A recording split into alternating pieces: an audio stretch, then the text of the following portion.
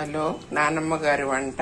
ఈరోజు ఏంటో తెలుసా? నానమ్మ గారి వంటింట్లో కిచిడి తయారు చేస్తున్నానండి. దానికి కావాల్సిన పదార్థాలు: 1 కప్పు రైసు, 1 అరకప్పు పెసరపప్పు వేయించాలి, వేయించితే టేస్ట్గా ఉంటుంది.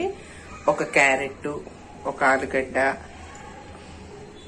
లవంగాలు, మరాఠీ మొగ్గ, జాపత్రి,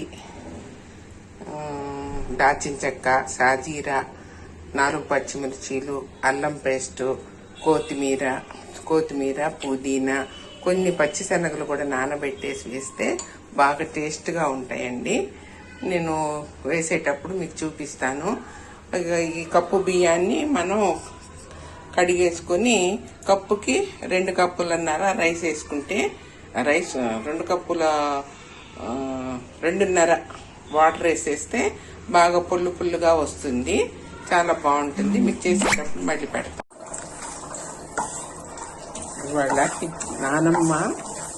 నానమ్మ గారి వంటింట్లో ఇవాళ నేను కిచిడి చేస్తున్నానండి. 1 కప్పు బియ్యానికి 1 అరకప్పు పెసరపప్పు కొంచెం దోరగా వేయించుకుంటే కమ్మగా ఉంటుందండి.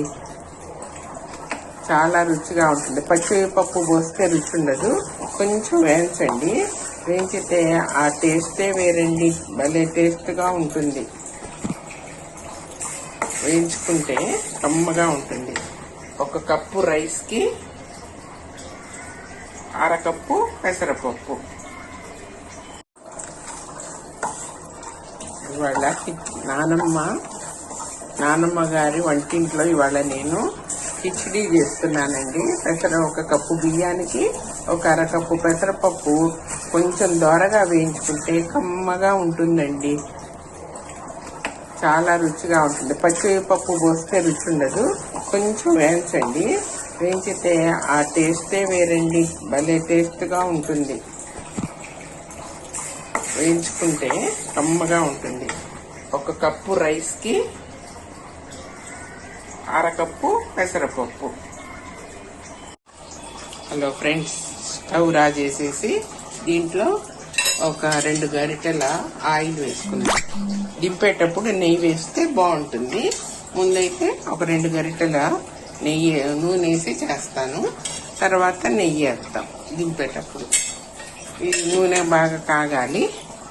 కాగినాక మీకు ఈ దినుసులన్నీ వేస్తాను. ఆయిల్ వేడి కాకపోతే వేసామనుకోండి పచ్చి వాసన వస్తుంది కదా నూనె.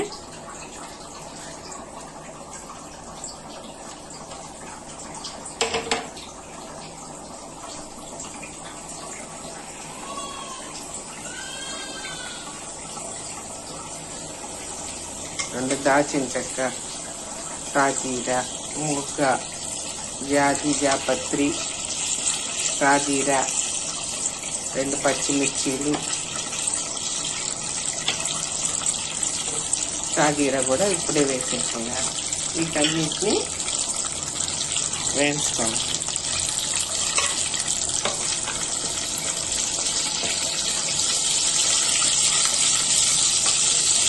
అన్ని దినుసులు వేసి చేస్తేనే కిచిడి బాగుంటుందండి. ఏదో చేసాము అంటే బాగోదు. అన్నీ వేసుకోవాలి. అన్ని దినుసులు వేస్తేనే టేస్ట్గా ఉంటుంది. తర్వాత మనం క్యారెట్ వేద్దాం. క్యారెట్, 1 ఆలుగడ్డ,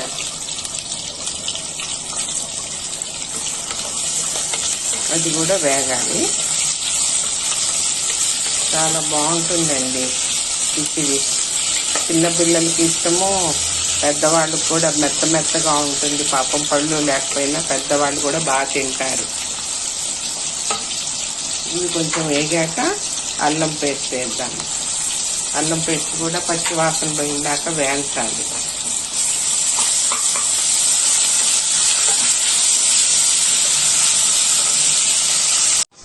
హాయ్ ఫ్రెండ్స్, కిచిడి తయారైపోయిందండి. చూడండి ఎంత బాగుందో. అన్ని దినుసులు వేసి దీంట్లోకెల్లా పెరుగు చట్నీ చాలా బాగుంటుంది. కాసిన ఈ పెసర పునుగులు కూడా వేసాను. కలుపుకొని తింటే బాగుంటుంది.